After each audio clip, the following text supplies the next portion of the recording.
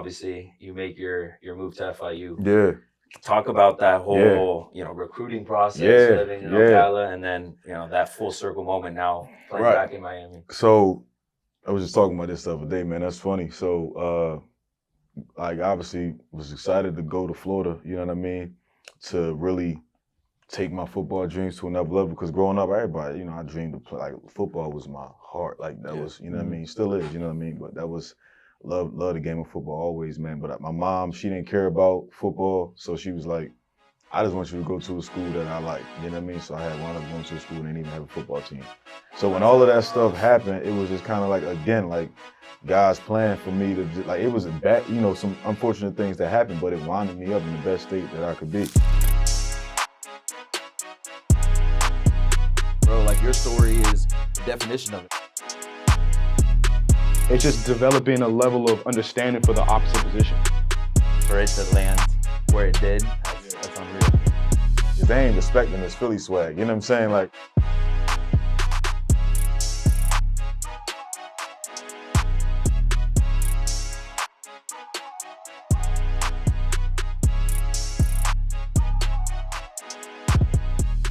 Welcome to another episode of Breakin House Rules, and I'm pumped for this one. I'm Cam, we got my man Dre, we got Vaughn, and we got a special guest in the building. Dolphins standout tight end Jonnu Smith from Philly, yes, sir. But the South Florida roots are deep in the building, dog. You set every single Dolphins tight end franchise record this year, the greatest tight end season in Dolphins history. And I'm pumped to have you here, bro. We're gonna talk some ball, we're gonna talk some life, and you got such a interesting story for us to dig deep into. But first, you started talking to Chris Greer about a new deal, bro. that play showing his worth. I plead the fifth. But Chris, if you listening, So take us into the around the middle of the season, whatnot. We saw you kind of early in the season get some touches here and there, but around that middle of the season is where you really kind of flourished and you start to take steps into breaking those records and whatnot. What do you feel like was the main catalyst for that unleashing of you onto the year? Yeah, obviously, man, like going in my 8th year, the league now, everything that we do, right, in order to be successful, man, it just comes with repetition. Mm-hmm. It comes with constant reps, knowing who you are, knowing your ability, and that's something I always prided myself in, right? So every day, like, to me, the biggest leap, or I would say the biggest jump that I had during the middle of the season was just staying rooted in my routine, you know what I'm saying? And just consistently, like, whether it was getting up in the morning at, a specific time, what time I was eating breakfast, what time I was watching film when I got home, what time I got my massage every Tuesday night, you know what I mean? Like, it was just a routine, on a routine basis for me, you know what I mean? And, so individually, like, you got to continue to be yourself in every way, shape, or form, you know what I mean? You got to handle that. You control what you can control. But as far as, like, things clicking with the team and obviously with Tua, you know what I mean? Obviously getting those reps with him as time goes on, you know what I mean? And you just build more trust within the offense, building more trust with Mike. You got to make plays when they come to you.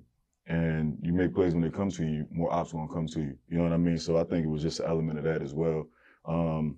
And most importantly, man, just relying on my faith, you know what I mean? Like, most importantly, first and foremost, you know what I mean? I know I've been blessed with a gift, you know what I mean? And I can't let that go to waste, you know what I mean? God has blessed me with an amazing gift, so it's up to me to go out there and continue to water and plant it, and, He's going to get an increase. Yeah, I'm glad you said that because, especially with routine, we have like a certain amount of time that we can get dressed and whatnot before practice, about like an hour or so. Everybody's, kind of getting warmed up. Right. So every day, I seen you work on that drop step. I seen you out there in the jugs doing your thing, and it showed up, in the most crucial part of our season when we were in overtime against the Jets. You had those 3 plays back to back to back, right? And I just saw that come to fruition for you. So the work that you were putting in, the routine that you said that you stick to, the regiment, you saw it come to fruition on the field when you needed the most. So right.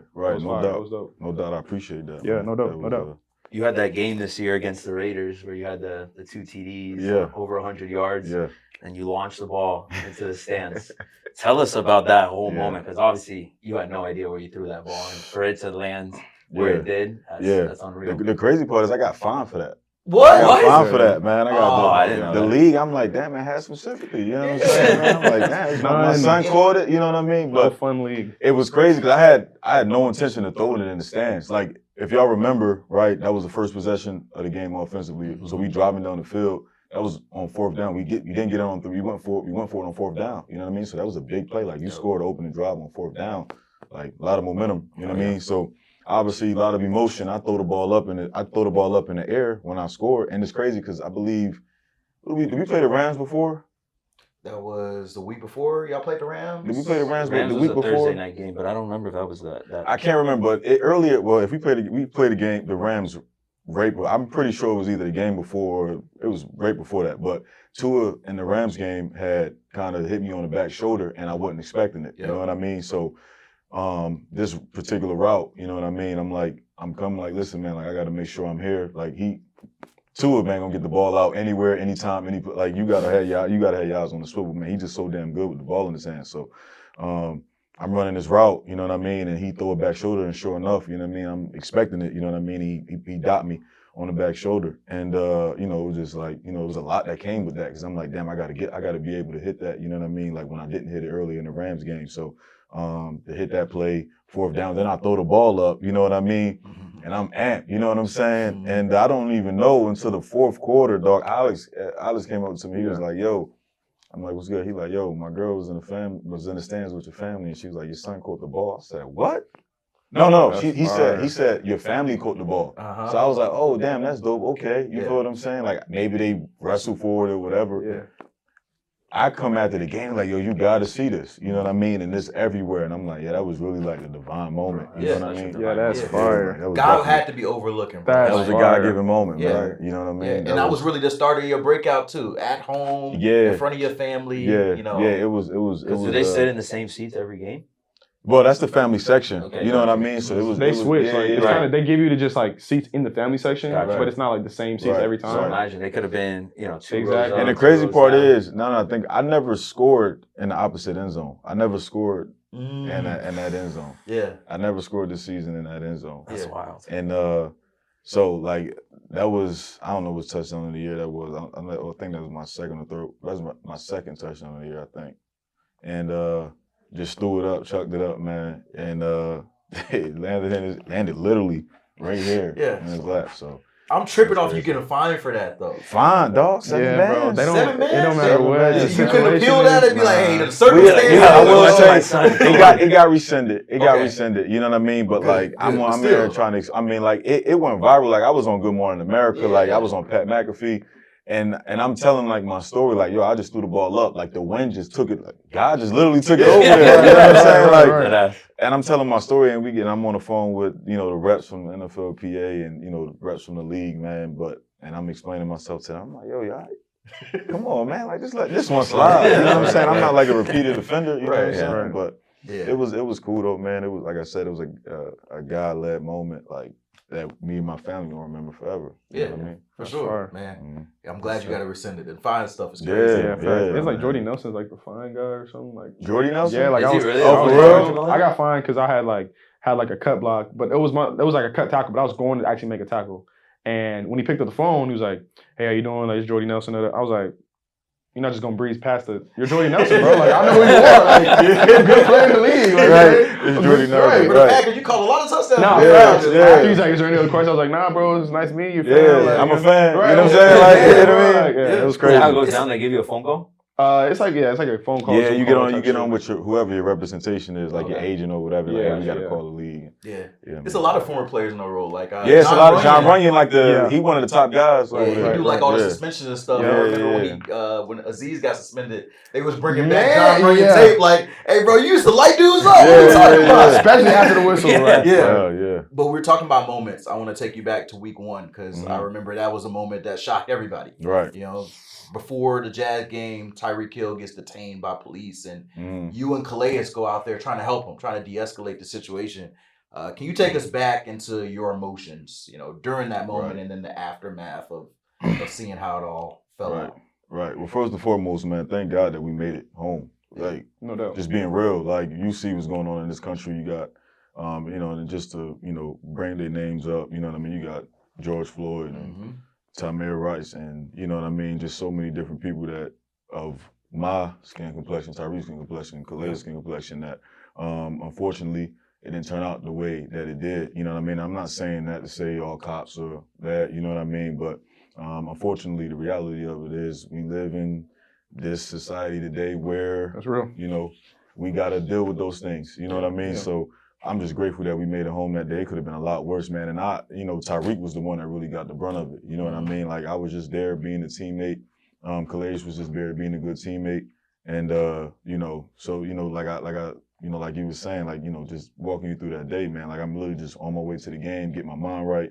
And I'm actually with Grant at the time, receiver, you know what I mean? And he just got in from the Packers, and, he didn't have a ride at the time, you know what I'm saying? So I'm like, hey, come on, we out, you know what I mean? So we headed to the game, man, and I literally see a guy on the ground, you know what I mean, police on him, then I see a sports car, and I'm like, I double take, I'm like, around this area, I mean, like, you riding around or something like that, you probably want to, you know what I mean? But I didn't know who it was. Yeah. So I took a double take, and I'm like, man, that's Tyreek. So I pull over. Obviously, you saw the footage. And, man, it was unfortunate that happened to him the way it did after seeing, like, what transpired. Obviously, it should have been handled differently. Could have been handled differently on his side, too, but nothing warranted that. Right. You know what I mean? Yeah. So, again, like, I'm just, grateful that we made it. I was shined a light, you know what I mean, on a lot for so many kids that look up to us, because, like, my whole thing was, like, if I wasn't Tyreek Hill's teammate, or if that wasn't Tyreek Hill, so to speak, this wouldn't even be talked about. Yeah, you know what I mean? Yeah. So it would just be kind of another situation. It would just be another situation. Everybody don't have teammates that's going to pull over. Everybody don't have the luxury of calling team security. Yeah. You know what I mean? Right. And helping them out of that situation. So it could have been a lot worse, but we're just grateful that, we was able to come out from it and go get a win that day, and, shine a light on it. You know what I mean? Yeah. It's shine an incredible light on it. And, this is the type of topic that, like, when we started Breakin House Rules, that was something we wanted to dive into, because it's a layer that's beyond, what we often talk about in sports, right? And people often try to keep politics separate from sports. But I think this was a real world example of, like, how stuff in people's community can touch anybody, right? I think Tyreek said, what if I wasn't Tyreek Hill, right? And, like, I think, I was there covering the story that day, but, like, a part of me as a black man was like, man, like, I felt in that moment, probably what Tyreek felt, of vulnerability. You guys, to an extent. Like, I guess my thought is, like, for you as an athlete, did that change anything in your mindset about police, or about how, life is? Right. Well, like I was saying, like, I'm not oblivious to what happened to, my people, in situations like that, prior, in years prior. And obviously, athletes, African-American athletes, there's a stigma around us, you know what I mean, of certain, arrogance that, we may have young black athletes and with, a certain amount of wealth, you know what I mean? It's a stigma around all that. And, that's subjective, you know what I mean? That's not everybody, just like I don't think, every officer in a police force is, racist. Right. You know what I mean? Right, Just calling it how it is. For sure. You know what I mean? No doubt. So, man, just for me, I wasn't oblivious to it. It just reminded me that we still here. We still got a long way to go. We made some progress from where we came from where my people came from. No doubt. Hundreds of years ago. You know what I mean? But we still got a long way to go, and it's up to people like us, you know what I'm saying, pillars and pioneers in the community, you know what I mean, to continue to provide and set a good example, and continue to kind of change that stigma around us. You know what I mean? Yeah, no doubt. No, that's real, man. We are athletes, but we're black men first. Right. Before all of that, so operating with that intention and with that thought process, it kind of puts you in a place where, when that did happen, for me, when I heard about it, I wasn't shocked because of how I know that they saw him and what he was doing. And then to come out and, see the video and whatnot, it didn't surprise me that it went down the way it went down, because it's happened so many times before. So, Cobb also had like 26 suspensions. Yeah, you know what I mean? And under that's usually under his career. That's usually the story. Yeah. Guys that's overly aggressive, and Right. they usually got a track record of being that way. Exactly. You know what I mean? That's usually, like I said, it's not everybody. And it was some cops that was trying to defuse the situation. Not every cop, like you guys saw the video, not every cop there was, super over aggressive and belligerent. It was, it was some cops there that was trying to rationalize the situation and really kind of trying to talk through what was going on. But unfortunately, you got some guys with a track record that's just out for. They probably have no business being in there to begin with. Yeah, exactly. Right. So. Yeah, man. I think I think it's an eye opener real life, and I remember how social media reacted to it because there's always the comply group of like, if you just listen, none of this will happen. But the reality is, you got people who have a different disposition about them. Sometimes we can have a different personality. We can have a tone that doesn't equate to the most physical discipline. And so I think that was eye opening for a lot of the public to see. It's not just the people from the hood that may not have no money that can be alienated in that spot. So Yeah. So switching gears here. So me and you have been, playing or practicing against each other for basically my whole career, these 4 years. First with the Patriots and then Falcons, and now as teammates. So through the years, my career, you being described as a player from my coaches and scouting report has changed over the years. Initially, when we played you on the Patriots, we had a lot of tape from the Tennessee days, and they kind of tagged you as a guy that when the ball's in your hands, you're a running back. More so of like a jet sweep guy, a bigger, more athletic running back type vibe. And then when you're on the Falcons, it was kind of getting more to the tight end. He can catch the ball and fly routes or whatnot, but he's not really a downfield threat. Right. Changing now onto the Dolphins, you're a 5-tier receiver, receiving tight end, blocking tight end. You can be used in all different aspects. 4-down player. So take me through how you feel like your game has developed from being on the Tennessee Titans throughout, the Patriots, the Falcons, and then now to the Dolphins. Right. I mean, obviously with experience comes progress. You know what I mean? I would also say though, that opportunity is very important in this league. You know what I mean? And you got to get opportunities to be able to showcase what you can do. Right. And I think for one reason or another, whatever it may be, I don't think that fairly I've been put in a situation to always show the best of my abilities, you know what I mean, and to the places I've been, not saying nothing negative about the places I've been. I learned a lot. I had a lot of great coaches, you know what I mean, been in some great locker rooms, you know what I mean, but, this league is just opportunity-based. You get opportunities, man, you get a chance to really showcase who you are. So there's a huge element to that this year as well, you know what I mean? Like I said, just building trust throughout the offense, throughout with my quarterback, and being able to be places where, he's looking for you and being reliable. Yeah. So a lot of development came with that, man, obviously, as well. You know what I mean? Like I said, just really honing into a routine. To me in life, anything that you want to achieve, and that's hard. You know what I mean? There has to be a certain level of discipline and success. Even if you don't want to do it, I didn't want to get on the drugs every day. You know what I'm saying? Like sometimes, damn, because when I'm not just sitting there on the jugs, catch, bucket. I'm tucking it in, drop step, and I'm bursting. It's tiring. You know what I'm saying? Yeah. I'm coming out of a break. I'm coming out of my cuts at the top. Before we even go into the warm up, I'm drenched in sweat. You know what I mean? So it wasn't, my body didn't necessarily feel like that every day, but again, it was just a certain level of discipline and a mindset that I had to have every day to say, okay, this is what's going to make me better. And I'm seeing it, like you said, you know what I mean? Like throughout the season, things just continue to progress, and I'm seeing the fruits thereof, you know what I mean? Yeah. So I'm just continuing to hone in on that.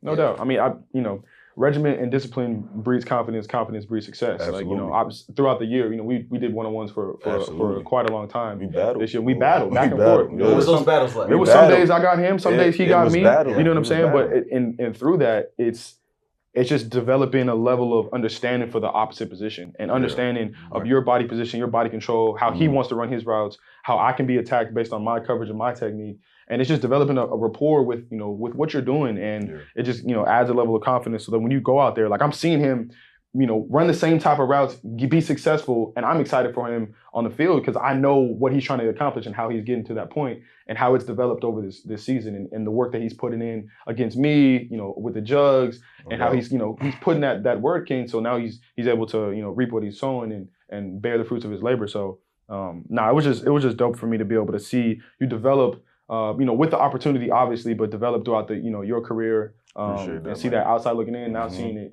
inside looking out and seeing you now be the tight end dynamic player that you are. So it's fire for sure. Yeah.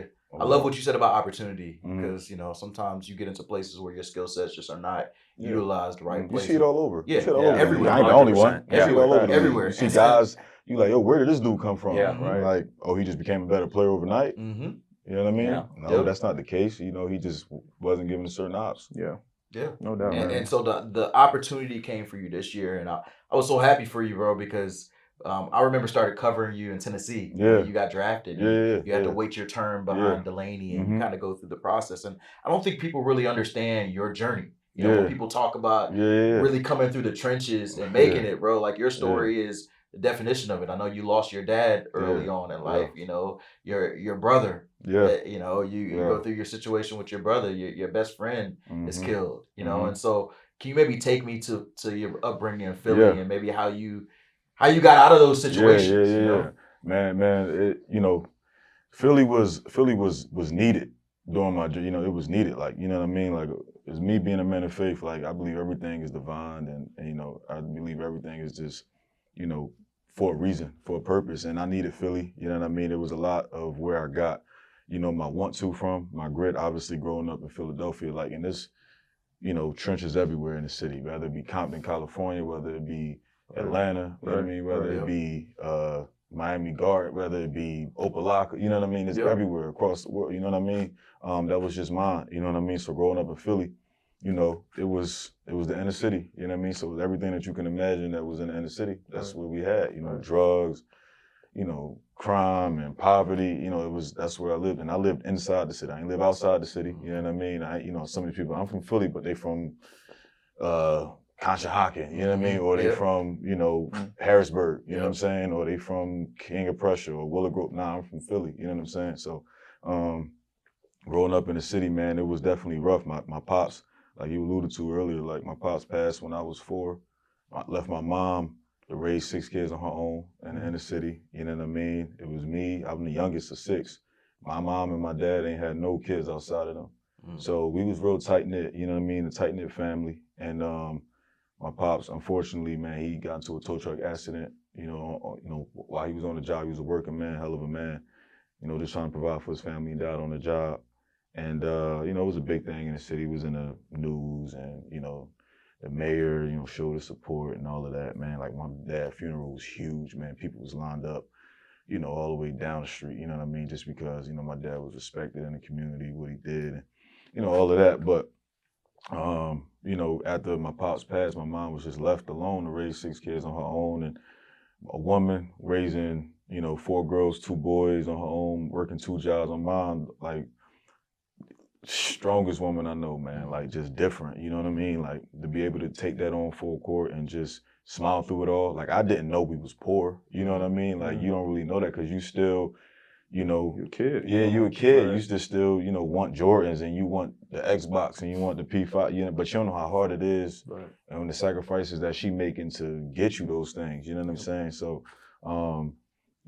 but my mom, man, she just kept us together, you know what I mean? And as we got older, my brother was, he was 5 years older than me. So if I'm 10, he 15, so now he in the mix. You know what I'm saying? He in the city, he ain't got no dad around, he ain't got no father figure. He just out there finding his way, you know what I mean? And my mom working. So she working, trying to provide. She ain't really got time to have her eyes on him and watching everything he do, you know what I mean? And, that's why it's very important where you raise your kids at, man, because you become a product of your environment. You know what I mean? No doubt. No doubt. My brother unfortunately got caught up in some of that stuff and, kind of got mixed up in the wrong place, wrong time, and, ran into a situation when he was, how old was my brother at the time, 19 or 20, when, he wrong place, wrong time, man, and, it cost him 25 years of his life, in which we still fighting for his freedom, you know what I mean? And, now, at that time, my mom was like, I don't want this for you. You know what I mean? Like, I was 14 at the time. She's like, I don't want this for you, so you got to go. She sent me to Ocala, Florida with her sister, my aunt, you know what I mean? And that was the best thing she could have did for me. Went down there, that's where football opened up for me. I didn't play high school football my first year, and because I was in Philly. So my mom, when she sent me away, I was happy because I'm like, damn, I get to play football, you know what I'm saying? Like, and I'm in Florida, you know what I'm saying? Like, this like the hotbed, you know what I mean? So her sending me away was kind of the turning point in my life. Really, I was able to like get away from all it, because nobody was really Philly wasn't Ocala at all by any stretch of imagination. Like, we was growing up, getting into stuff that we just wasn't supposed to be getting into at 13, 14, you know what I mean? And when you get to Ocala, like, it's just it was a different culture, you know what I'm saying? And that was good for me, you know what I mean? Because I didn't want to get into that stuff. It was just what was the only thing to do, you know what I'm saying? It's the only thing you see, right? It's the only thing you see. Yeah. So, it was fortunate, man, that my mom did that, and I got away and was able to take football to another level, and, and now we're here. So, yeah, man. Wow, brother. what a story, man. Yeah, man. Sound like a movie, honestly. Yeah, it is, man. It's a lot more detailed than that. Like, losing my best friend, like, one of the ones that I was running around with in Philly, you know what I mean, as my best friend, you know what I mean? And I kind of got out, like, made it out, like, so to speak, you know what I mean? He's still now 14, turns to 15 and 16 and 17. And so the older you get, just the more involved you getting in the deeper stuff, you know what I'm saying? In the mix. So he just getting more involved in the deeper stuff. And, his mom had called me and asked me if he can come stay with me. And I'm in college. You know what I'm saying? I'm in college by this time. You know what I mean? I'm like, his life is just in danger. You know what I'm saying? So he came and he was literally sleeping on my couch at FIU for like a whole semester. He was so, it was so crazy because clearly we breaking all the rules. You know what I'm saying? Like, we're breaking all, that's one house. We're breaking all the house rules. You know what I'm saying? Like, that's it. Breaking house rules. We breaking house rules, you know what I'm saying? So he's sleeping on the couch with us. He like going to college. He living a life now. He living the life and he ain't even going to class. You know what I'm saying? Right. It was just like because college was just like that, dog. And mind you, you go to class, there's probably 100 people in your class. So I'd be like, yo, I'm going to class. You want to come? He's like, yeah, I'm out. He just come in the back, have his headphones in, and just be sitting there like he was kind of like living a life. So, but for me, it was like refreshing that I was able to like show him this side of life. Because Philly was not like he was able to like live a life. He was at the time, if I'm 19, he's 20, you know what I mean? So he was able to live a life, you know what I mean, that he would have never got to see, you know what I'm saying? Because he was back in Philly, you know what I'm saying? So he, so he was with me for months, man, like months. And he went home and, we had our first win of the season. I got a phone call after we had beat FAU. This is my senior year, and my mom had called me and told me, man, that he was murdered.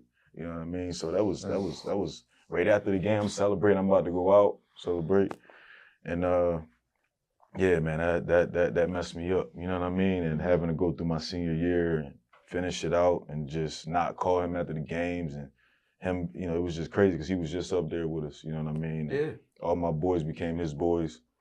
And, but it made me stronger, man, to put a lot more things in perspective for me. So that's, it was rough though. You know what I mean? That's a lot of pain, man. Yeah. I'm feeling for you, bro. Like, I know it happened a while ago, but as you're explaining to me, my heart's breaking because I can't imagine one of those things happening. You had to deal with 3-4 of them. Yeah. And not only dealt with them, thrive through your circumstances. It's crazy, man. He was murdered on the same street he grew up on.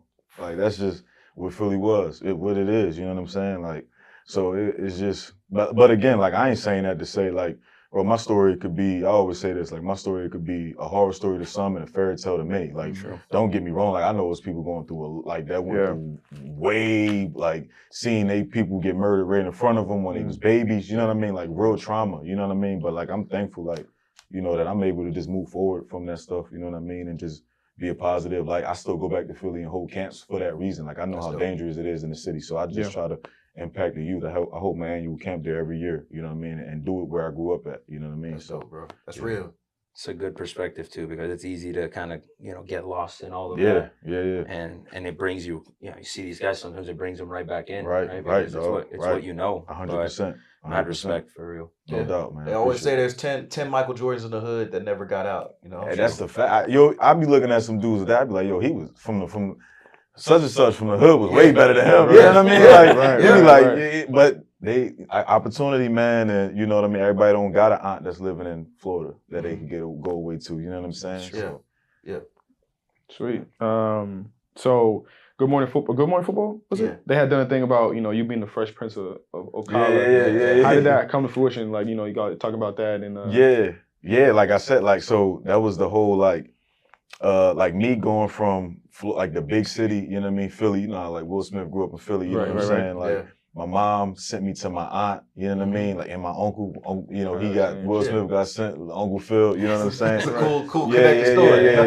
Yeah. And I grew up with my cousins. You know what I'm saying? Like so, it was dope, man. Like it was everything that that could that you would want to imagine if you want to get your son out of a tough situation. Like I was able to grow up in a rural area. Like we had a pool in the back. You know what I'm saying? Like it was dope, man. And my aunt and my uncle treated me like they didn't treat me like a nephew. They treated me like a son. You know what I'm saying? So for me, like it was a culture shock at first because everybody dressed different. Like I'm from the city, so everything faster paced. Right. Like, so I'm coming out here, I'm like, man, these dudes is corny. Like everything they from the head to toe, everything that they wearing, they country, you know what I'm saying? Like I'm from the city, so after a while, I'm like, man, listen, I gotta get some of these girls, man, because they ain't respecting this Philly swag, you know what I'm saying? Like, so I'm like, I had to become a chameleon, you know what I'm saying? So I had to kind of shift a little bit, man, and like, all right, I gotta start dressing like these dudes, man. I had a bunch of clothes from Philly that it wasn't doing me no good. Yeah. You know what I'm saying? Yeah. So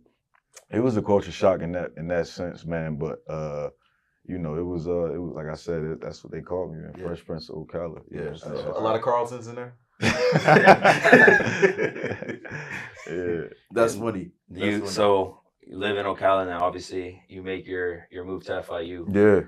Talk about that whole, recruiting process, living in Ocala, and then, that full circle moment now playing back in Miami. So I was just talking about this the other day, man. That's funny. So, obviously was excited to go to Florida, you know what I mean, to really take my football dreams to another level. Because growing up, everybody, I dreamed of play. Like football was my heart. Like that was, you know what I mean, still is, you know what I mean. But that was.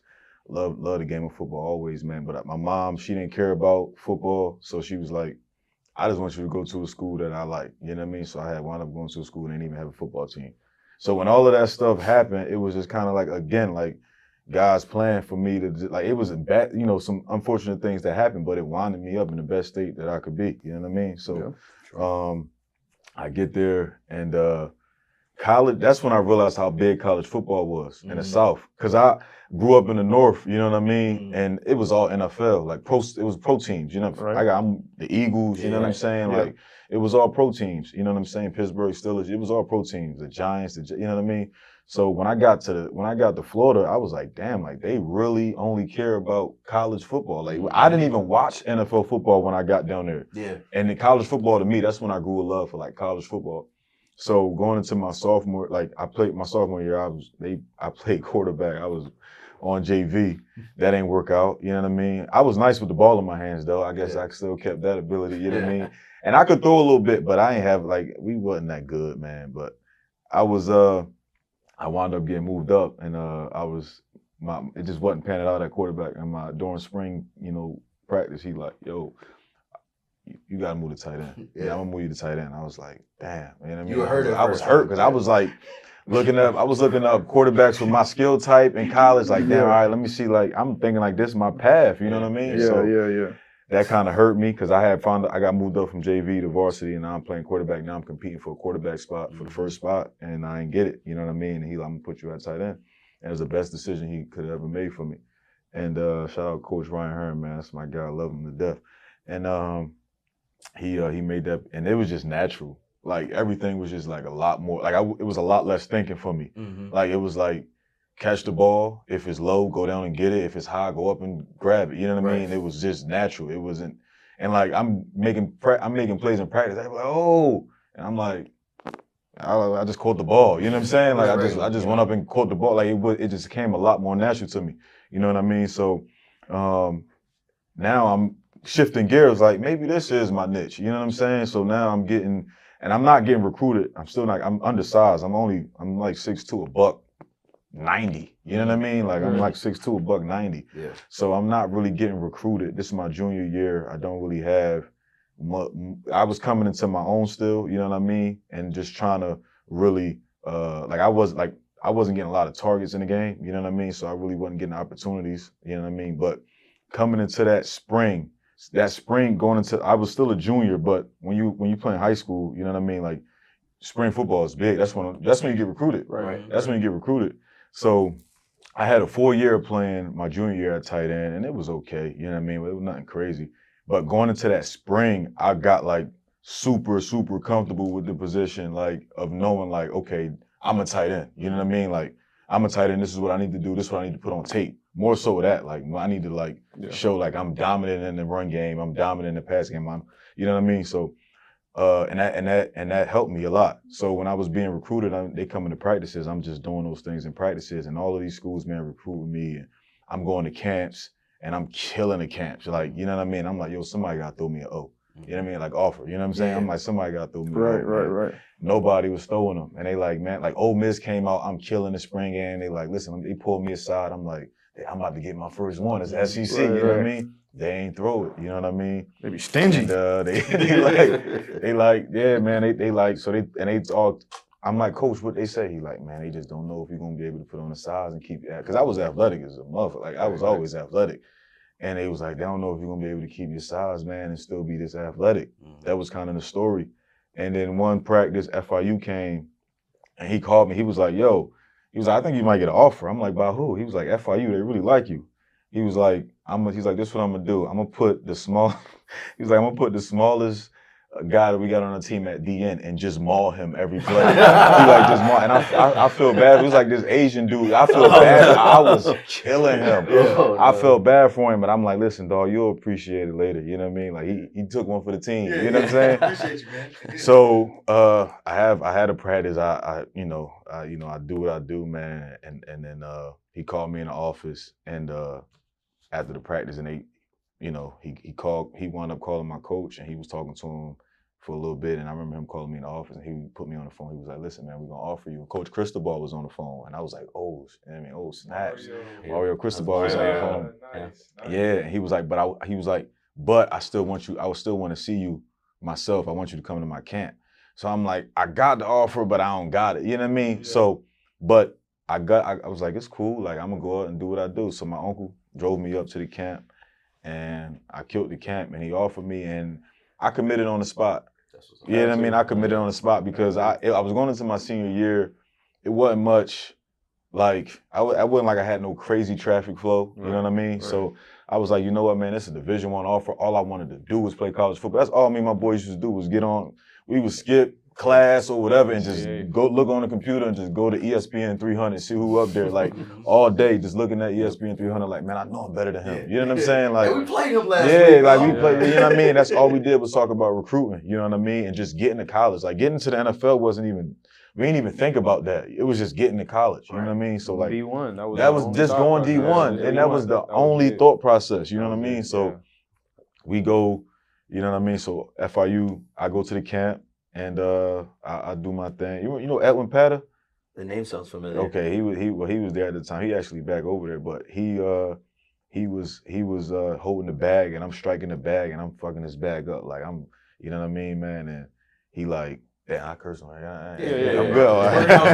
Breakin House Rules. But I'm like destroying this bag, man. And he like, he got something to him. He telling Coach Cristobal, and they brought me up to the office, and they threw it. They threw it to me, man, and I was extremely grateful, and I committed on the spot. And it's just I didn't have no offers after that, so I made the right decision. Yeah, you did. You know what I'm saying? I made the right decision, and it for me like I got to campus when I was 17, so I became basically I got to campus when I was 17, and I like that training camp. They was like, yo, you going to the league, and I'm like, I wasn't even really thinking about it. I'm 17, right? But I had a good camp, you know what I mean? And that's when I realized, I was like, damn, maybe I'm a big fish in a small pond. You know what I'm saying? So that's kind of how FIU went for me. You know what I mean? Like, it wasn't Bama, Florida State, you know what I mean? Yeah. It wasn't, UF, it wasn't none of that, but it was for me. You know what I mean? It was for me. Like, my sophomore year, I led the country, all tight ends, receptions, touchdowns, and receiving yards, and I ain't get no award. And I get it. You know what I mean? But, you know what I mean? I get it. Like, I ain't go to – Nick O'Leary won it, and I had way better numbers than him. Right.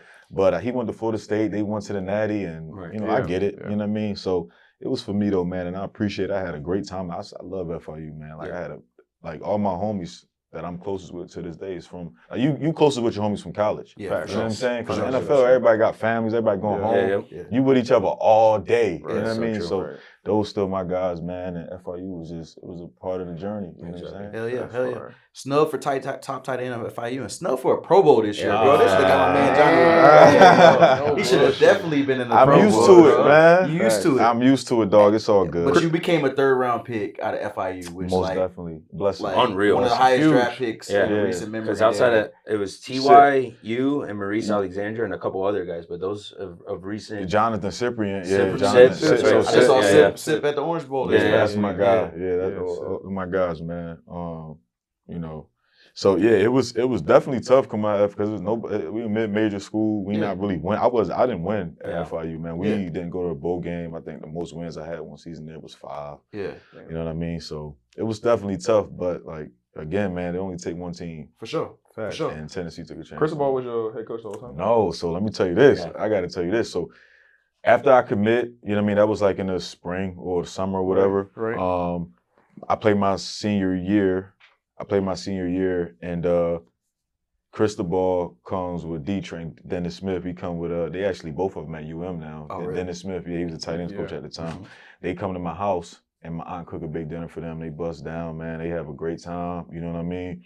And Cristobal like, I'm gonna be here for the next 4 years to walk your nephew down the aisle.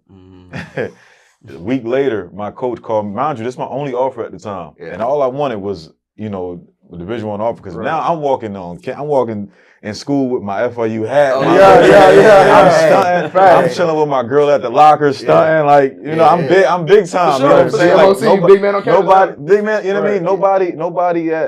Nobody from my school had a Division I offer.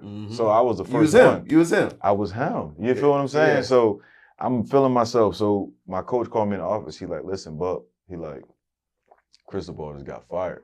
So I'm like, so what that mean? He was like, the new coaching staff that come in don't gotta keep you. So I'm like, damn, mind you, I'm like, yo, like now my mind just spinning. It was just spinning, and I'm kind of going through it. And my boy, like my brother, man, that's my brother to this day. He, his name Alfonso Randolph. Me and him was like kind of like we was with each other all day, every day, like going through the same highs, ebbs and flows of just trying to get where we wanted to go. You know what I mean? Trying to go D1, man, and just focus on that. And Ron Turner had got the job, and he called me. He was like, listen, I'm going to bring you in on a visit. I was like, all right, you know what I mean? And then my boy that was with me, Alfonso Randolph, I'm like, yo, just call him. He like, what? I'm like, yo, just call him and tell him, like, you want to, like, you know what I mean, look at your film and tape. And he did that, and he was like, all right, we'll bring him up too. So they brought both of us up. This is my best friend. This is my best friend. You know what I'm saying? Yeah. That's crazy. And offered us. You know what I'm saying? And we kept it. So I was with my boy. I was with my best friend. We was in like I was with him all through college. You know what I'm saying? So that was like the story, the journey, because we was like just stressing together. We going through it together. And I'm like, and when I got it, when he was, I'm gonna bring you on a visit, I kind of got like more energy. But I'm seeing my boy like down. Right. You know what I mean? Because I know he's not jealous of me, but this is more so like... You want him to have it too. I want him to have it too. I'm like, yo, call him. He like, what? I'm like, call him. And sure enough, he called him and he called D-Train.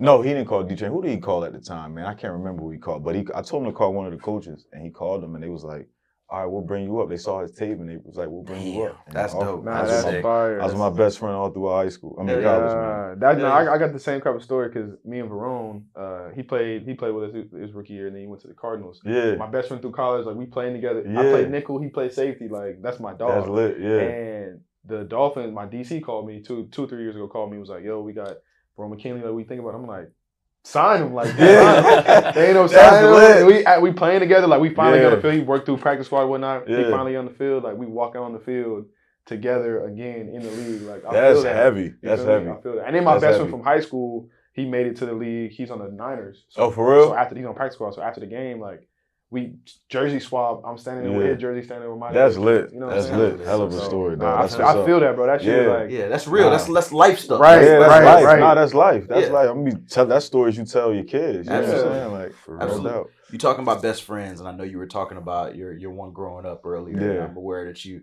had your first child towards the end of that run, and and you named him.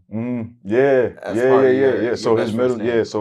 yeah. So my best friend at the time growing up in Philly, my best friend, his name was Willie Jefferson, but he hated his first name. He hated it. So he was like, and Kwasim was his name. We called him Quadi, but his name that wasn't even his like on his birth certificate. Yeah. You know what I'm saying? But his mom was like.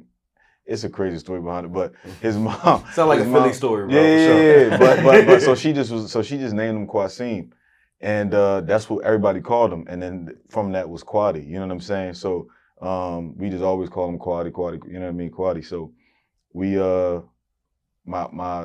obviously my senior year, I was having a child, and he had passed at this time, and he had passed at this time, and. It was just fitting. You know what I mean? Like I had found out that I was having a son, and it was like, this was probably like this was like during my senior year of playing. Yeah. So it was around like November, probably November.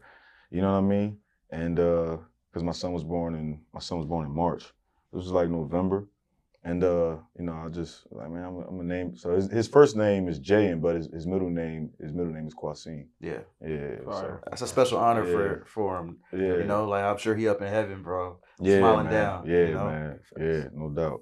That's fire. So you said you give back. You have camps in Philly and whatnot. Yeah. This year, I seen you had your 6U AD Yeah, team. dog. Oh, came to that's the right. facility. Yeah. Coach New. How is Yeah. that? How is that balancing?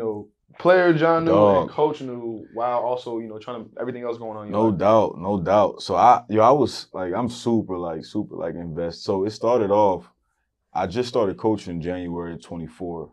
You know what I mean, of last year, and I got into it like on accident because my boys 7 and 8, and I don't really want them to feel like, oh, my dad a football player, my dad in the NFL, like I gotta do this, and my dad's like, I just didn't want them to feel like that pressure on them. I wanted to be organically, because if you force something on somebody, they ain't gonna like it. Right. You know what I mean? No doubt. And it is, or like they love football. Like my sons love football, and they know every player, dog. Yeah. Like every player, like they know every player. You know what I'm saying?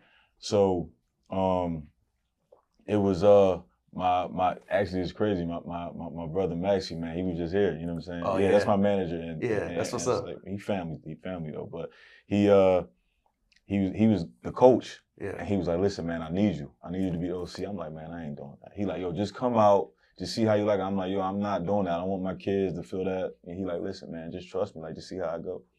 So I get out there and I'm like, all right. So I drew up a play, and one play turned to 2, 2 plays turned to 3, and I had a whole playbook. Dog. Yeah. You know what I'm saying? And I'm like, what happened? You know what I'm saying? And now like I'm at home at the counter, the bar, like just drawing plays up. And that's just something I just fell in love with, dog. And it's crazy because obviously, like you just said, how do you balance that during the season? That was like spring football. They had a fall this year, a fall league this year. Right. And literally I leave at the Wednesday practice and go to practice. Straight from practice. Straight from the facility. Wow. Go to practice. And that was a lot. I don't know if I'm gonna do that this year. I'm being honest. I don't know if I'm gonna do that this year. That was a lot because there was a lot of commitment, and it was fun, and we won a championship and everything. But that was a lot. You know what I mean? And because I was so invested. Like it was like the day before the Indy game, or the day we was leaving for Indy the next day, and I'm out and it's raining, and like I got the parents out there because I'm like, let's go reload. Like, cause I'm trying to get a walkthrough in before, cause I know like we gonna play them when I come back, so I gotta get it in. You know what I'm saying? So I'm just trying to get we out there 2 hours. You know what I'm saying? It's raining. We about to leave for Indy the next day. And about to go play a game, and the parents is like, yo, this dude is nuts. You know what I'm saying? And it's just something. It's something, man, that just got me hooked, man. But it's spring now, so I'm gonna be a lot more. Definitely gonna be involved. This spring, this fall would be tough though. I don't know if we'll be able to do it this fall. Yeah, that's dope. Maybe there's a coaching path for you. We'll see. I don't know, man. Listen, I see these schedules. I see these coaching schedules. I don't know if that's for me, man. I love the game. Thank God, I made a good amount of money. I can sit back and chill. You know what I'm saying? But I don't know if these coaches, man. Some, you can get lucky. Like Mike take care of his guys, man. Like, I've been around some coaches like, man, I don't see my kids till Friday. Right.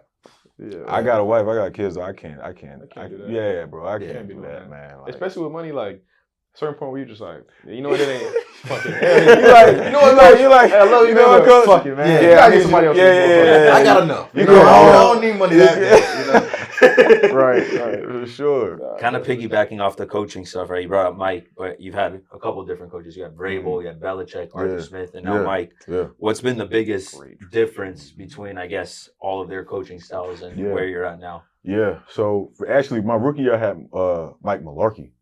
I had Mike Mularkey my rookie year. And we actually went to the second round of the playoffs, man. Went to the divisional round and lost. But Mike, Vrabel, who actually just got hired, Vrabel was a good coach. Vrabel was a really good coach, man. In New England. He's probably not everybody's favorite person, you know what I mean? But I thought Vrabel was like a really good balance of what you know what I mean, of like being a coach and then being personable, you know what I mean? I thought he had a good balance with that. Some people may disagree, but that was just my experience with him, you know what I mean? Vrabel was a lot like Bill, but like a younger version. Mm-hmm. So I think like that was like a good mix, you know what I'm saying? He was a younger version. Bill, Vrabel going to shoot this, he going to play around a little bit, he going to, like he'd come in that day, he'd be like, man, he'd be like, how y'all feeling? We'd be like, we good. He'd be like, well, listen, y'all want to do Indy? We'd be like, nah. He'd be like, well, fuck it, we ain't going to Indy, straight to team. You know what I'm saying? Like, he was just that. Like, he kind of had some days like that where he'd get you going, you know what I'm saying? We still got our work in. Like, It was all about the work, but he just found, like, it's week 14. Like, bro, we really don't feel like doing Indy right now. Like, you know what I mean? Let's get our work in. He played, you know what I mean? So he know, you know what I mean? So it was, Rays was definitely a good coach in that aspect, man. And, I learned a lot from him. Like, he was like a real similar to Bill in this way, like teachers of the game. Like, I learned situational football with Mike Vrabel. You know what I mean? Like, that's where I learned situational football. And like, we harped on that. Like, our Friday meetings was just situational football. You know what I mean? And I realized, like, when I got to New England after my stint with Vrabel, that's where he got it from. Yeah. Bill was a lot more methodical. Bill was a lot more monotone. Bill was going to just talk like this, and you know what I'm saying? It was just, that's what it was. You know what I mean? One of the greatest coaches of all time. Right. Mm-hmm. How he do it is how he do it. It's his way. You know what I mean? Got a lot of respect for him, and it's different. You know what I'm saying? I'm curious to see how he handled this adjustment with North Carolina, because now you're dealing with kids that don't gotta be there. You know what I mean? Right. You gotta have a different approach. You know what I'm saying? So. But I think he'll be successful just because of how good of a coach he is, man. And again, like when I got with Bill, like a lot of the phrases that I would hear Mike Vrabel say, I'd be like, I hear Bill say, and I'd be like, oh, that's where he got it from. Mm-hmm. You know what I'm saying? Yeah. So Bill was a lot like that. Arthur Smith, man. So I had Art. So shout out Arthur Smith, man. Yeah. That's one of my favorite people in football in my entire life, man. Like, real dude, real guy. First of all, didn't even know that his father was the creator of FedEx. Mm-hmm. You know what I'm saying? Art don't gotta wake up. He don't gotta wake up and do nothing if you don't. You know what I mean? If you choose to. So the creator of creator, bro. Creator. Yeah. Family is good, but he's still good in the grind. You talk about work. Art is, and I said one of my favorite people because he one of the hardest workers I've ever been around in my life. Like, just the way he approaches work, like come up, just drive a normal truck, like. Just blue collar, you know what I'm saying? Like, just a real genuine dude that look out for the people that he loyal to, you know what I'm saying? So I had the he didn't piss in my face and call it rain. You know what I'm saying? Art was like a real genuine dude, man. Like since I met him at the Senior Bowl and he told me that he liked me and I was like, he told me that he like at that time. So my tight end draft class, O.J. Howard went first round, Evan Ingram went first round, David Njoku went first round, and they was like big prospect. And when he told me, he was like, man, like I know these guys are first round guys, but I'm pushing for you. Like, so I'm thinking at the time, like, man, he just, you know what I mean? We'll see what happens. And sure enough, Tennessee drafted me, man. Like Art was giving me little nuggets, like what to say in meetings. You know what I'm saying? Like, you mean like just be prepared for this question, like because he really, really wanted me to ball awesome. For him, man. So I got with Art. He was my tight ends coach my rookie year. My second year, he was my tight ends coach, and in my third year, he was my OC. So that's when I like if you like go back to my Tennessee numbers, like you'd be like boom, boom, jump, boom, jump. And then jump, you know what I mean? Like my fourth year at Tennessee, I had 9 touchdowns. You know what I mean? And me and Travis Kelce was like the #1 touchdown and touchdown red zones and red zone touchdowns that year. So, you know, had a lot of success with Art, man. And obviously he got the job in Atlanta. I went to New England and wound up getting traded to Atlanta. You know what I mean? So I was with Art. Man. That's God for sure. And I got with Art, and that was also just another step in my journey, man, where I really, and it was just more so of a glimpse of what I could do. Like I had a solid year in Atlanta, but it was me and Kyle Pitts. You know what I'm saying? So you got 2 tight end ones. You know what I'm saying? It's only one ball to go around. Right. So I would say like it could you could argue. You know what I mean, that I took some off his plate, he took some off my plate. You know what I mean? But because Kyle a baller. You know what I mean? And it was just we was just the only team that ran 12 personnel. Right. You know what I mean? Yep. And, 2 minutes, we in 12 personnel. You know what I'm saying? 2 minutes, we in 12 personnel. Just different style of teams. It's different style of teams, man. Yep. But Art, man, he definitely kicked my gear up. Because after, my stint in New England, I had to continue to prove myself again. And I was cool with that. I was fine with that. You know what I mean? I had no problem with that. I just had to get to the right op. And Art was that for me. You know what I mean? So Art was just a real one. Again, I hope. And I know he will, and I think I've seen him interview, but he'll have an opportunity, man, to get a head job. He's a hell of a coach, hell of a person, and he's a leader of men. You know what I mean?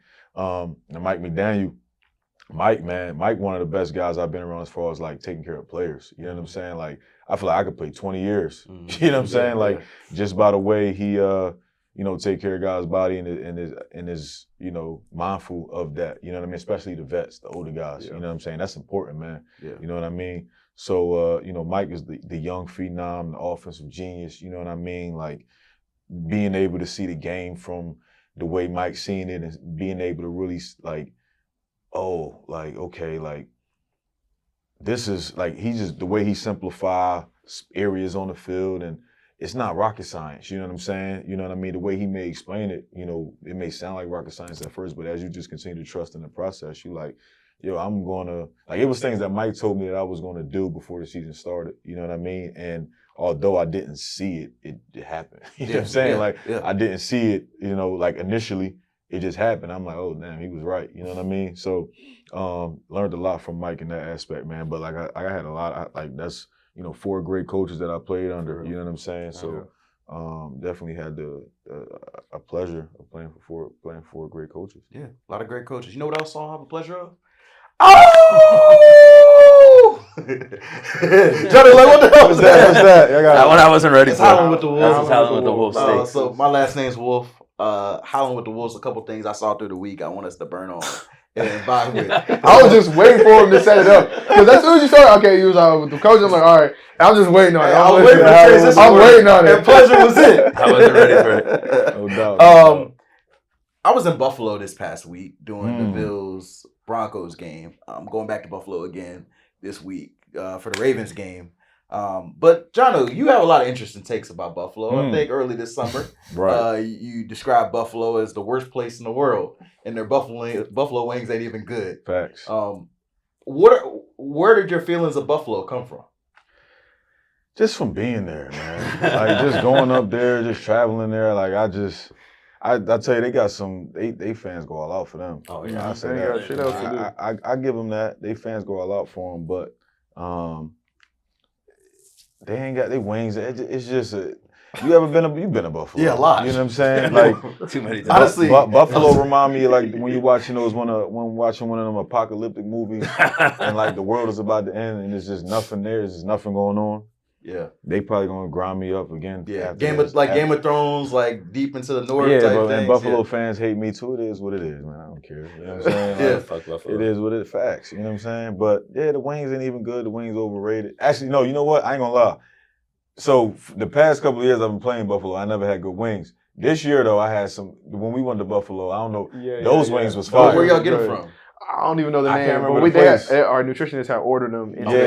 Those wings was fire. Yeah. Shout out whatever company that is.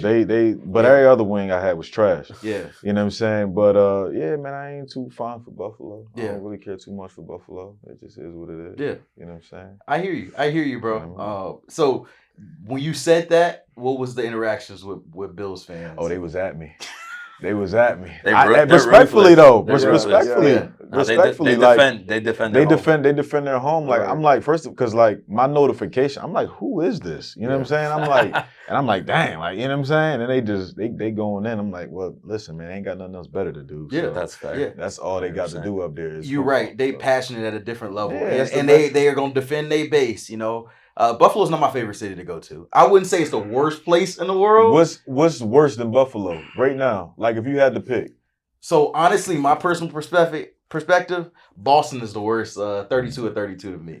But you live there, so you got a different vibe. What? Boston ain't worse. I'm not gonna lie. Boston got something. Yeah, exactly. They got Are you talking about the city? My experiences of Boston have not. Hold on. Let me break this down to you, bro. First, you ever been to the North End in Boston? Yeah. The best Italian restaurants you ever gonna eat. Go to Aria. Go to Aria in the North End. Boston's at least got something to do there. It's they got. I'm just saying, my experiences for Boston, they never have wanted to vibe with people like. Have you gone up there for a couple days? Like, yes, bro, Boston is a good time.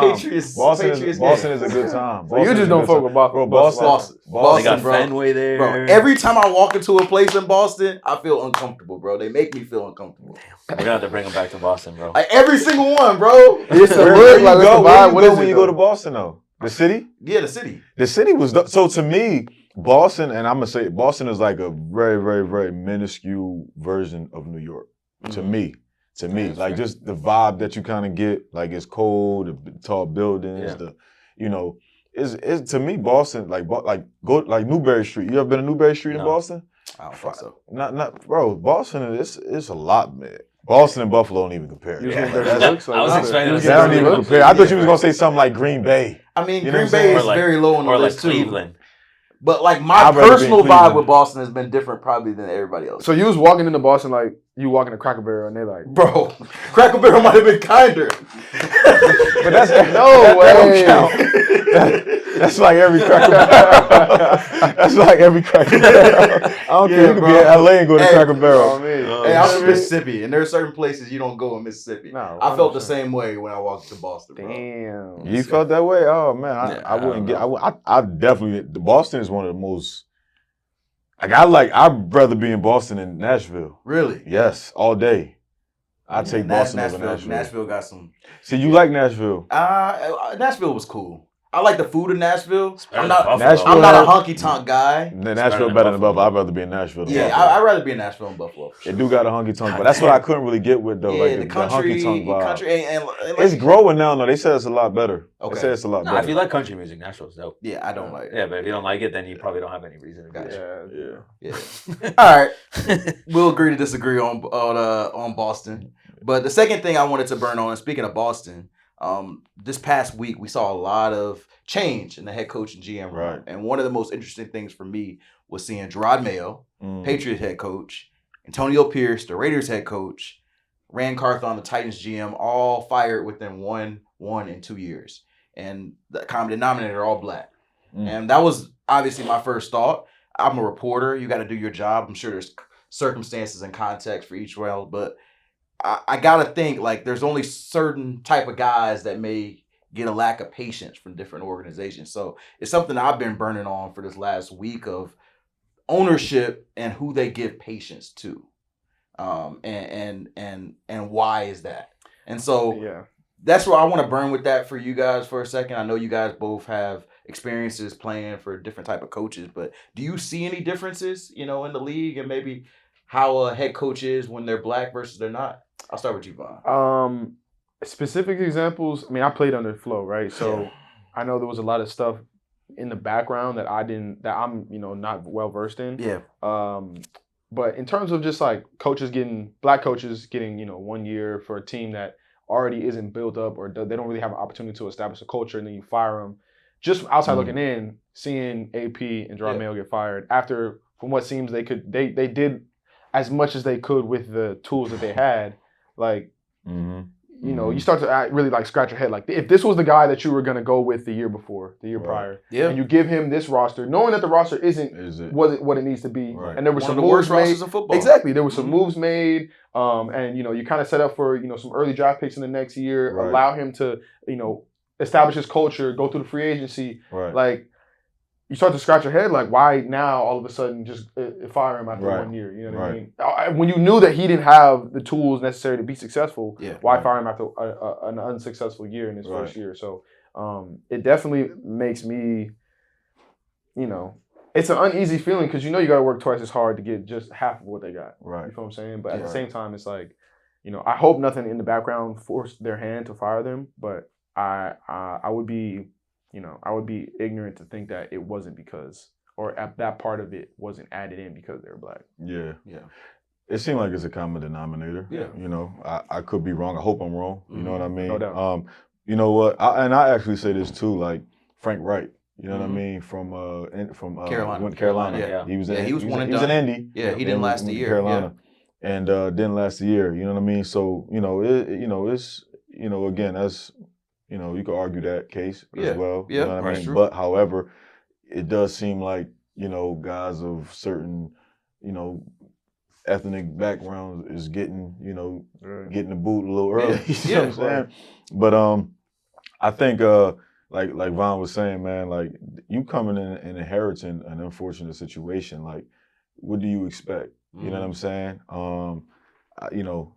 Rome wasn't built in a day. You know what I mean? Exactly. And is in the league, man, the worst teams get the high draft picks. You know what I mean? So it's going to be times like this year, like, who's first? Tennessee and then New England and Cleveland, and you know what I mean? Like it's the league is set up that way, so the worst team, and so that you can build. Right. You know what I mean? The league is set up that way so that you can build. So the owners, man, they gonna make their decisions. You know what I mean? And the GMs, they gonna make their decisions. I think that, I don't agree with those at all. Yeah. You know what I mean? From a player that's playing in this league, that's been around, going into my 9th season. Yeah. I don't agree with that because I understand how a organization can turn around. You know what I mean?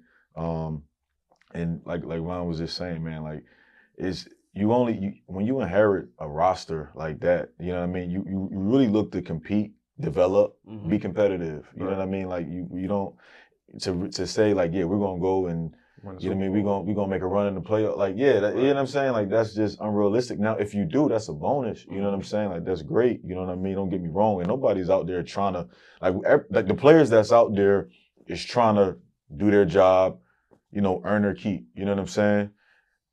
For the front office guys up top, they gotta have a vision and a guide and say, like, listen, man, like we understand like where we at, the roster that we got. Like it's gonna take some time. Like let's establish a culture.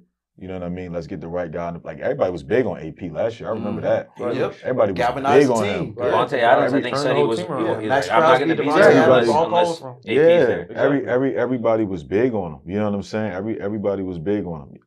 For me, being in the building personally, I know how everybody felt about Mayo. You know what I mean? I know how everybody felt about Mayo. And when I saw that headline, I was like, what? You know what I mean? Yeah. You know what I mean? And then, you see it's just unfortunate. You know what I mean? It's just unfortunate, man. So, I mean, I hope I'm wrong, but you see the common denominator, and those guys are great coaches. I didn't play for African American coach. You know what I mean? So, Von did, and he kind of hit on it a little bit, but I think those guys will be great coaches. And I hope the opportunity comes down the road. Yeah, I do too, man. It's a frustrating point for a lot of coaches and executives I talk to, especially black ones, because it's so hard to get the opportunity, even harder to get a second opportunity. And so you want to feel like an opportunity seems like a buzzword for throughout our episode. Like opportunity is only what you can be given. What you do with it is on you. 100%. And I'm sure there's things that Jerron Mayo, Antonio Pierce both said, I could have did this better. They didn't win enough games. But if the opportunity is just one season, how can we know what they would have done? Yeah. And I think you don't give them a chance. No, like Flo's first year was 5 and 13 or something. Yeah, they was 85 transactions. The next year, they 9 and 8. Then after that, 10 and 6. Right. Last year, Jimmy Johnson had a losing record, ended up winning a couple Super Bowls his first year. You know, so look at Dan Campbell right now too. Right. Started off as a disaster in Detroit. That's the thing. That's the perfect example. Perfect example. Like they was a joke. Yep. It was a joke. They was a joke, and now they are in Super Bowl conversations. Right. And you can see that the culture that he has established is resonating through every player. Because Every they all player. got the same. And it takes time. They all got the same mindset. Player. It takes time. Exactly. It takes time. It takes time. They're gelled together. The people you draft, the individuals that you bring into the facility, they got to be on the same mindset. What year is this for Dan Campbell? 3? 4? I want to say. Yeah, this is at least 3, maybe 4, because I know the first 2 years were bad. So they were terrible. Yeah, so they this had a is good 4. year. Terrible. This is 4. And I think when AP came in, he won like those it last. was like he won 5 and 4 or something. They looked all year. And everybody and you can tell when a coach you can tell how the players respond to it. Yeah. You know what I mean? Like they was still even after this year. Like I seen Brock Bowers was like man, he was. I hope AP, I love AP. You know what I'm saying? Like, I hope everything work out for him. So. Yeah. So we talked about coaches who obviously got let go. I want to give y'all a platform because both of you guys play for coaches who I think are really good at their job. And, John Embry, your tight end coach, Anthony Weaver, your defense coordinator. We've got a couple head coach interviews coming up, and he's got a shot. What would you say for people who are asking, how would Anthony Weaver be as a head coach? And for you, maybe Embry, if he gets an OC opportunity. I think we would be a galvanizing individual as a head coach. I think he has the presence, the attitude, and the mindset to lead men. And I think that's the biggest thing as a head coach is leader of men. That you have to be a leader of men. You have to be able to be confident talking to men and bringing them with you and understanding where they are. Make them believe what you're saying is real. Exactly. And I think Weave has that through and through. He spoke to the team, I think before, we started camp or before we left for OTAs. And I just remember sitting there, seeing him in front of the whole team in the team meeting and going like, okay, that's what he's supposed to be doing. Because he's a great defense coordinator and I think he does a great job. But him standing in front of the whole room, trying to bring everybody together and into one direction, I think that is like the type of individual he's the type of individual that needs to be in that position. I think that's what he'll thrive the most. So 100%, I hope he gets a head coaching job because it will definitely be fun to see the culture that he'll establish. Yeah, no doubt. Man, Embo, dog, shout out Embo, and I said this after the 49ers game. Embo just took my game to another level. You know what I mean? As far as the player that I was, you know what I mean, and just what he demanded from me. You know what I mean? And Embo had Hall of Fame tight end like. Embo had Kittle. Embo had Tony Gonzalez. You know what I'm saying? Embo had at UCLA. My man, gosh, why am I going blank, man? My guy, I'm going blank. Tight end from UCLA. He like his 20th season. I'm going blank. Oh, Mercedes Lewis. Mercedes Lewis. I'm going blank. My guy. Mercedes Lewis, you know what I'm saying? Like Embo had some dudes, man. And he found George Kittle. Like Embo was the one that was like, yo, we gotta get this guy in here. You know what I'm saying? Like, and just Embo. George was the start of that Iowa tight end. That nigga Hawkinson and Fant, you know what I'm saying? And all them boys start coming after. But Embo went and found Kittle, man. But Embo Embo like a dinosaur, man. Like, and I mean that in a good way. Like, as far as like he got so much knowledge just about the game. Like, he been around like college as well. You know what I mean? Like, he been around and just was able to develop guys and really propel careers. You know what I'm saying? And I think like that's what Embo would thrive at. You know what I mean? Like, Embo's getting older. Like, I don't know how much longer like he wants to continue to pursue this. You know what I'm saying? But that's just a guy with so much knowledge and a guy that like Embo is one of the guys that like he's the tight ends coach.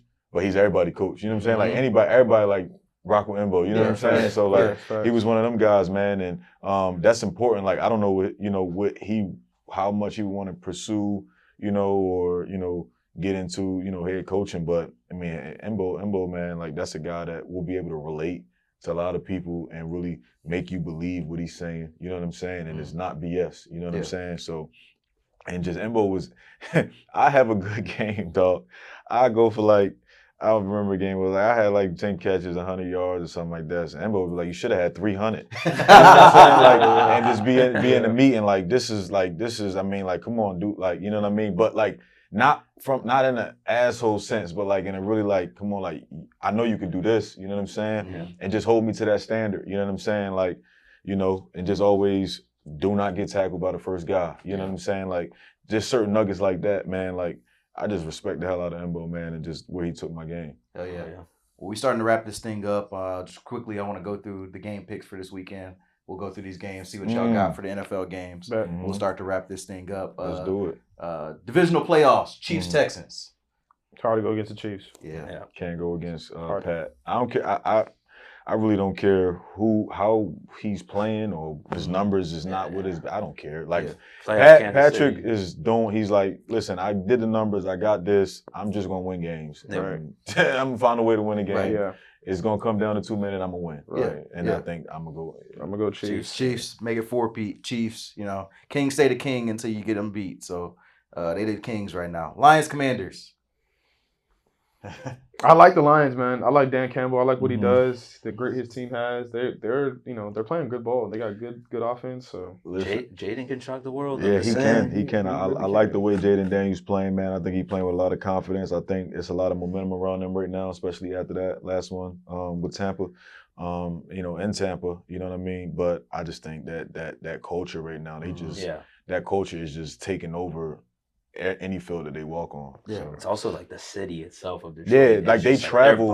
It's like a cult. Yeah. Somebody said Dan Campbell is running a cult, and I want every part. I want every part of it. I want every part of it. Those got those lookalike parties now that everyone's dressing as Dan Campbell. Everyone's bought in. That's really what it is. That's hilarious. You know what I mean?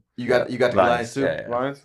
My upset pick of the week. Give me Commanders. Damn. I'm behind it. I think Jaden Daniels think it and happened got for some sure, special but vibe going on. They're riding a special vibe, and I Mm-hmm. think if it gets close in the fourth quarter, I think that kid's just got some type of poise with him. He don't even know he's supposed to be nervous. He's just He don't even know. Yeah, he don't even know. He don't even know. Like it's not what you're supposed to do. It's some truth in in being young. Yeah. It's like some freedom in that. Yeah, 'Cause like not knowing is kind of like good. You know what I'm saying? Like not, you know what I mean? Ignorance is bliss. Ignorance is bliss, man. 100%, man. Eagles, Rams.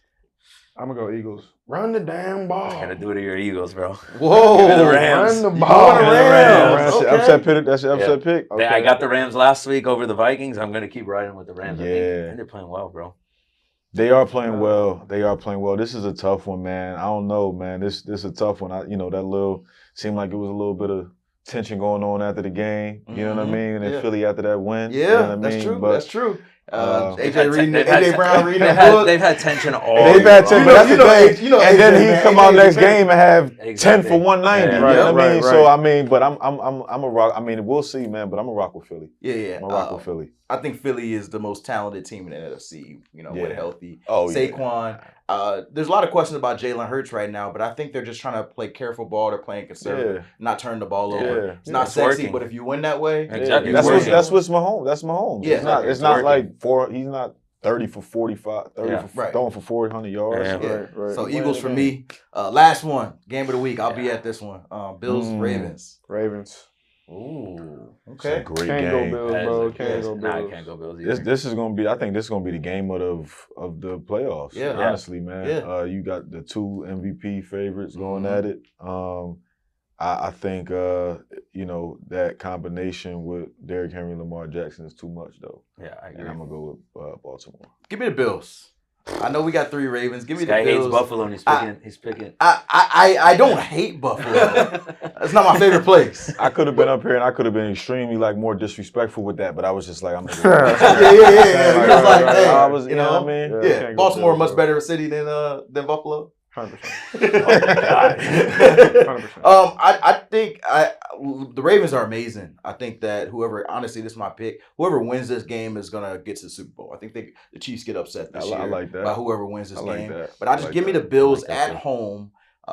they got a special energy with Josh this year. You know, he doesn't have a number one receiver. There's not a lot of flashy names on the team, but they still seem to find a way. Yeah. And I just think that Josh is going to make a wild play late in the game, and that's going to help them win the game. Yeah. So have you seen that whole thing with the Ravens? Like Miami, it's like a sample size of 2, but every 12 years they win the Super Bowl. This is the year? The 12th year. Hey. Oh, really? Yeah. Wow. Yeah. That was what the San Francisco Giants had. Every even odd year they used to do the thing too. So I think Henry Lamar is too much. It's too much. Yeah. Too much, man. Y'all got a college football playoff pick? Notre Dame, because Ohio State whooped the fuck out of Oregon, so I'm going Okay. Notre Dame. That's a salty pick. Yep. Yeah. That's my salty pick. None of my team. I still need made the it Pro in, so. V1s, by the way. I got them in the house. So if you want to pull up out there, I'll give them to you. I got 2 in freshman. Give me Notre Dame too. You going Notre Dame?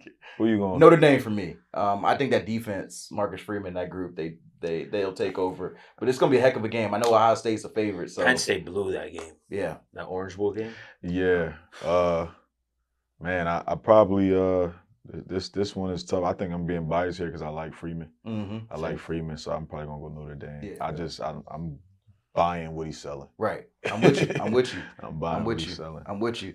As we wrap this thing up, Jonnu, appreciate you for the time, man. You stayed way longer than what we like I said, we was just shooting, we was just chopping it up, though. dog. We appreciate you, man. Ain't feel like a it's podcast. Great vibes. And since we're breaking house rules, we always like to end our guests with, what was your favorite house rule to break as a kid?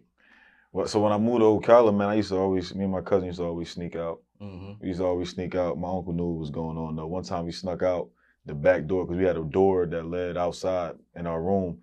And we just would leave that door unlocked. So one time we came back at like late, man, like 3, 4 in the morning. Yeah. And we go to open the door and just get like sneak in the bed. Door was locked. We probably stayed out there for another half hour. Yeah. Because we were so scared. Like, damn, it's over. Our life over. We like, it's done. It's done. And then the next day, my uncle was just so keen, he was just so sharp, dog. Like, and he was sitting like we had to go to church the next morning. And he just sitting on the couch, and we walking past, and he like, don't lock that. He's like, y'all better keep that damn door locked. You know what I mean? Keep, you know what I'm saying? Like, we like, oh shit, you know what I'm saying? Like, so it sounds like some real Uncle Phil stuff. We thought we got away with it because my cousin had the key. He had the key to unlock it, but he just didn't, because he was like, yo, he gonna be standing right there as soon as you open the door. Yeah. So we just sat out there for another half hour. But that was we used to always sneak out, man. And facts. Wasn't successful either. Yeah, your kids probably gonna try to do the same thing. Well, appreciate you, Jonnu. Another great week of Breaking House Rules. Make sure you subscribe, follow, share, and we'll see you back here very soon. Appreciate y'all for having me, man. No doubt.